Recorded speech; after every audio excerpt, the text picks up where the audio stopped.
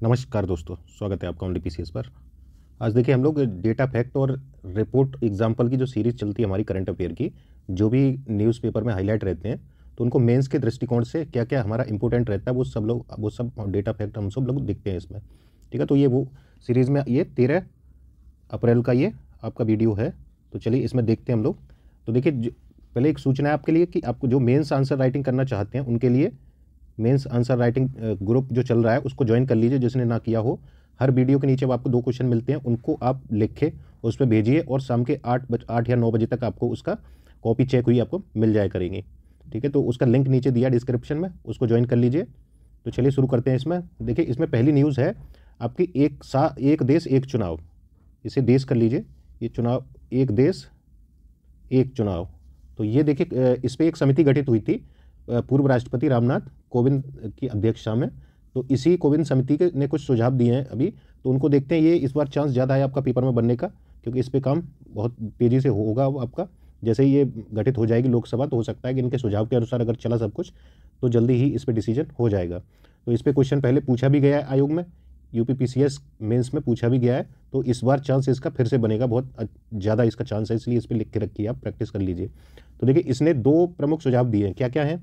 तो पहला सुझाव है इसमें कि केवल पहली बार जब लोकसभा विधानसभाओं के चुनाव एक साथ होंगे तो उसके 100 दिन बाद पंचायत और नगर निकायों के चुनाव होंगे। इन्होंने बोला है पहली बार ऐसा होगा सिर्फ 2029 में, जब पहली बार लोकसभा चुनाव होंगे तो उसके साथ में विधानसभाओं का वगैरह का सब एक साथ चुनाव होंगे। लेकिन यहाँ पे इन्होंने बोला है कि इस समय जब पहली बार ये चुनाव हो तो 100 दिन का समय इसमें चाहिए, यानी 100 दिन बाद ये आपके नगर निकाय और पंचायतों के चुनाव होने चाहिए।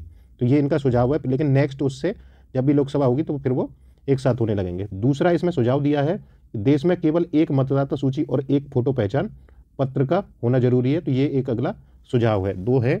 आगे देखते हैं इन्होंने क्या बोला है। देखिए इस समिति के सामने 2 प्रमुख चुनौतियां थीं।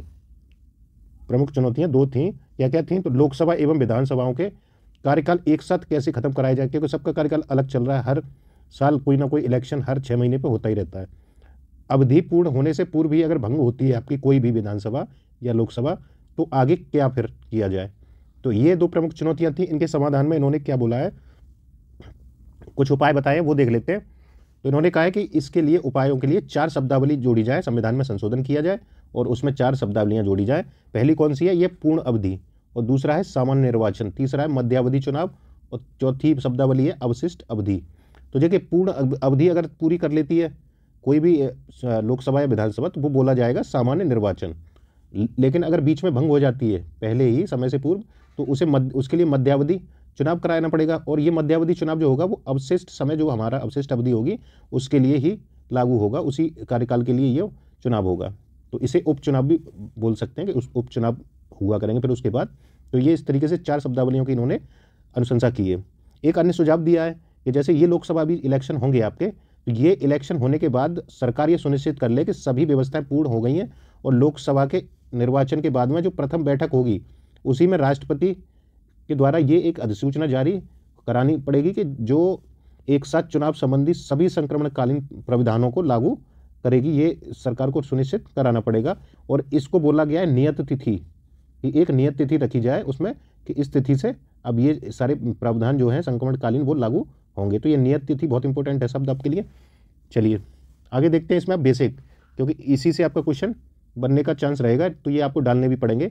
वन नेशन वन इलेक्शन पक्ष में है इसके कुछ तर्क और इसके विपक्ष में तर्क। तो आलोचना जब भी करनी हो आपकी तो पक्ष विपक्ष दोनों दिखाना पड़ेगा। तो यहाँ दोनों ही चीज़ देख लेते हैं।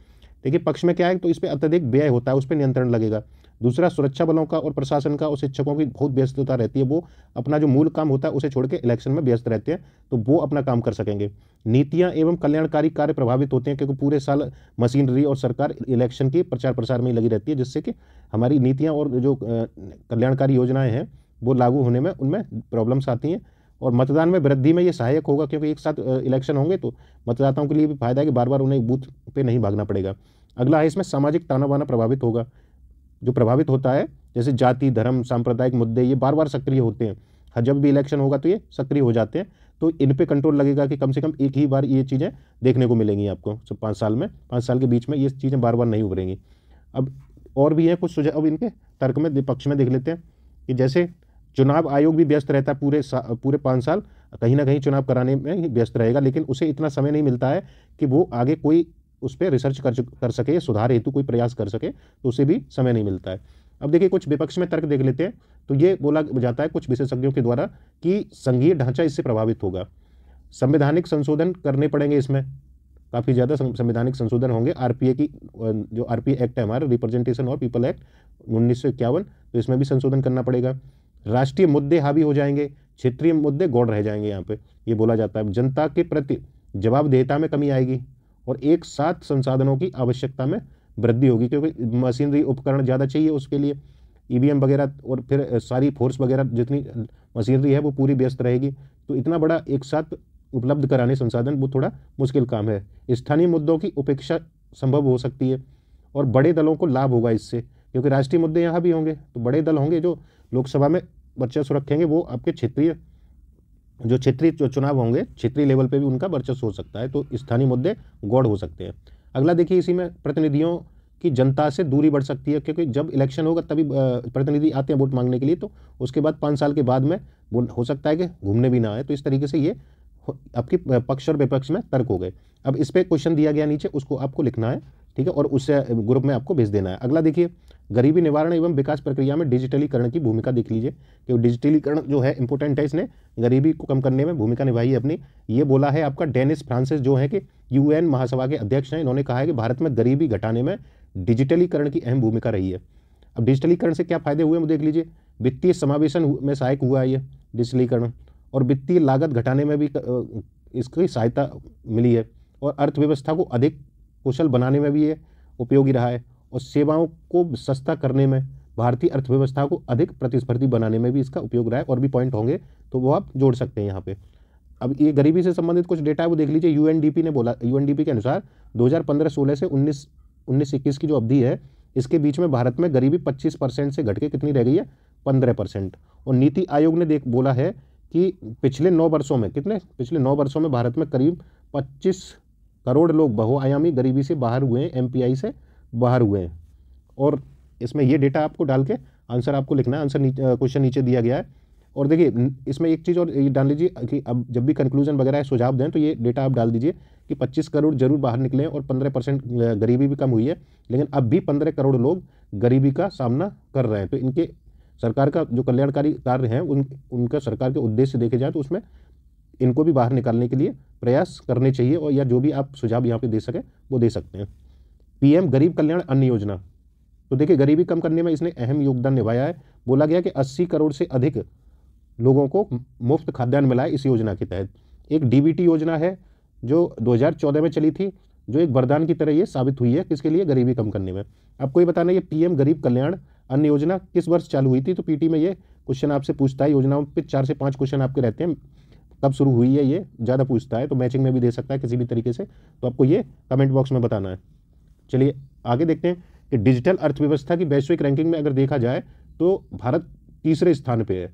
यूएसए चीन के बाद भारत तीसरे स्थान पे है, तो ये उपलब्धि है। और भारत दुनिया का सबसे बड़ा इंटरनेट उपभोक्ता देश है, दूसरा। और आरबीआई ने भी बोला है, कुछ डेटा दिया है कि डिजिटल भुगतान में भारत विश्व रैंकिंग में शीर्ष पे है डिजिटल भुगतान में, क्योंकि पिछले वर्ष डिजिटल भुगतान में यूपीआई की हिस्सेदारी देखोगे तो 80% तक पहुंच गई है, क्योंकि इतनी किसी भी देश में नहीं मिला यूपीआई का यूज जितना कि भारत में देखने को मिला। ये बात आपके यूएन के अध्यक्ष भी बोल चुके हैं। ई कचरे पे देख लीजिए, कुछ डेटा है। ग्लोबल ई कचरा मॉनिटर रिपोर्ट 2024 के अनुसार, जो संयुक्त राष्ट्र जारी करता है, दुनिया में ई कचरा रिसाइकलिंग की तुलना में 5 गुना तेजी से बढ़ रहा है। कितना? 5 गुना तेजी से बढ़ रहा है। जितना रिसाइकल नहीं हो पा रहा है कचरा, उससे 5 गुना तेजी से बढ़ रहा है। तो ये आप कहीं भी डाल सकते हैं पेपर 3 में।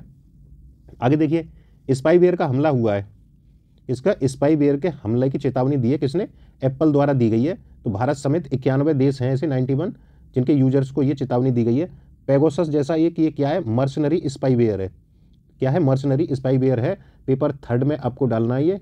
इसमें पेपर 3 में आप देखेंगे कि ये सीधे सीधे आपके इंटरनल सिक्योरिटी में दिया हुआ है।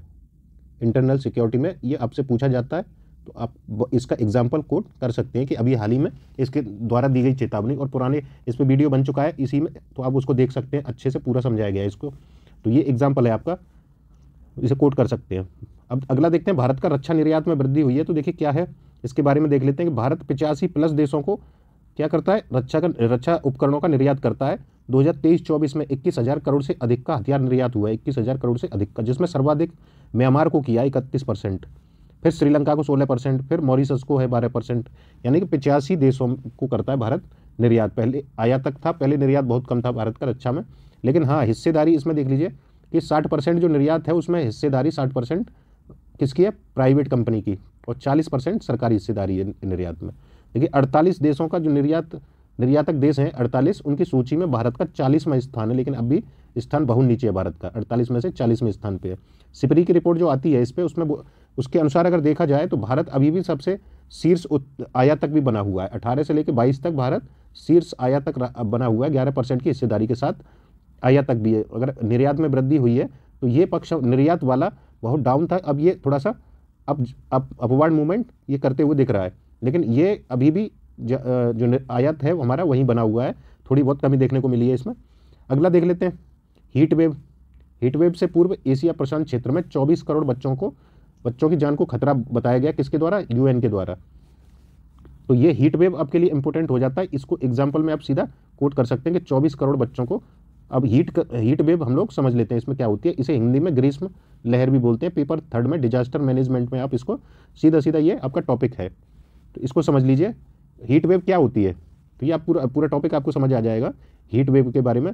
देखिए WMO विश्व मौसम विज्ञान संगठन के अनुसार बोला गया है कि अधिकतम दैनिक तापमान औसत तापमान से 5 डिग्री सेंटीग्रेड अधिक हो जाता है, तो ये क्या बोला जाता है, आपका हीट वेव। भारत में देखिए स्थिति देखें इसकी, तो क्या क्या है, मैदानी क्षेत्र में अगर 40 डिग्री या इससे अधिक हो जाता है तब हीट वेव बोली जाती है, तटीय क्षेत्रों में 37 डिग्री या इससे अधिक, ठीक है, और पहाड़ी क्षेत्रों में 30 डिग्री या इससे अधिक, इस स्थिति को बोला जाता है हीट वेव। से हीट वेव की डेफिनेशन ये यहाँ से आपको मिल गई है, ये क्योंकि आंकड़े के अनुसार है ये, और WMO की परिभाषा है उसके अनुसार है, तो आप इसको याद कर लीजिए एकदम, पूछने की संभावना ज़्यादा है इस बार, हीट वेव का ज़्यादा प्रकोप रहने वाला है। कारण देख लीजिए इसके क्या होते हैं हीट वेव के, एक तो प्राकृतिक होते हैं, एक मानव निर्मित होते हैं। तो इसमें देखिए प्राकृतिक में क्या होता है कि कार्बन उत्सर्जन में वृद्धि हो रही है, होना ये है इस कारण हीट वेव का। जलवायु परिवर्तन हो रहा है, वैश्विक तापमान में वृद्धि हो रही है, चरम जलवायु की स्थिति है, तापमान वृद्धि है, ये तो देख ही लिया हम लोग, और शुष्कता में वृद्धि देखने को मिल रही है, सूखा है, ये भी आप डाल सकते हैं, शुष्कता या सूखा, ठीक है। और इसमें देखिए मानव निर्मित में कौन कौन से होंगे, तो वनों का विनाश किया जा रहा है, जिससे क्या होगा, ग्लोबल वार्मिंग बढ़ेगी आपकी, और भू उपयोग परिवर्तन देखने को मिल रहा है, शहरी प्राकृतिक आर्द्र भूमि आपकी, ये भी आपका मानव निर्मित ये भी योगदान दे रही है। कंक्रीट के जंगल देख रहे होंगे कि जो हमारे जंगल थे उनको काट के अब क्या शहरीकरण बढ़ रहा है, जिससे कि मकान और ये इंफ्रास्ट्रक्चर पे ज़्यादा फोकस किया जा रहा है, तो जिससे कि जो प्राकृतिक वन होते हैं वो आपके उनकी जगह ये कंक्रीट के जंगल ले रहे हैं। प्रदूषण में तेज़ी से वृद्धि हो रही है, जीवाश्म ईंधन और AC जैसे रेफ्रिजरेटर होते हैं जो, ये इनके यूज़ के कारण भी आपका हीट वेव में वृद्धि हो रही है। तो प्रदूषण में कोई आंकड़ा दे दीजिए, अभी हाल ही में जो आंकड़ा आया दिल्ली सर्वाधिक प्रदूषित है, तो उसको आप डाल सकते हैं इसमें। आगे देखिए प्रभाव इसके क्या क्या पड़ रहे हैं, हीट वेव के क्या पड़ेंगे, तापमान में अगर वृद्धि होगी तो क्या मानव स्वास्थ्य पर नकारात्मक प्रभाव पड़ेगा, बीमारियां बढ़ेंगी, जिससे मृत्यु की संख्या बढ़ सकती है। कृषि व पशुपालन को हानि हो रही है इससे, तो GDP को हानि होगी, जिससे कि खाद्य संकट की स्थिति उत्पन्न हो सकती है। ऊर्जा की खपत में वृद्धि हो रही है, जिससे हीट वेव की जो साइकिल है वो आपकी बनेगी, क्योंकि दोबारा से ऊर्जा की खपत बढ़ेगी तो हीट वेव की साइकिल फिर से बनने लगेगी। और दावानल में वृद्धि हो रही है, यानी जंगल की आग जिसे दावानल बोलते हैं, और जीव जंतुओं एवं संसाधनों की इससे हानि हो रही है। सूखा की स्थिति देखने को मिल रही है इससे, जल व खाद्य संकट इससे होगा, सूखा होगी तो जल जैसी और खाद्य संकट जैसी स्थितियाँ सामने आएगी। आगे देख लेते हैं, अब इस पर प्रश्न है सीधे आपके, तो ये आपको सॉल्व करने हैं।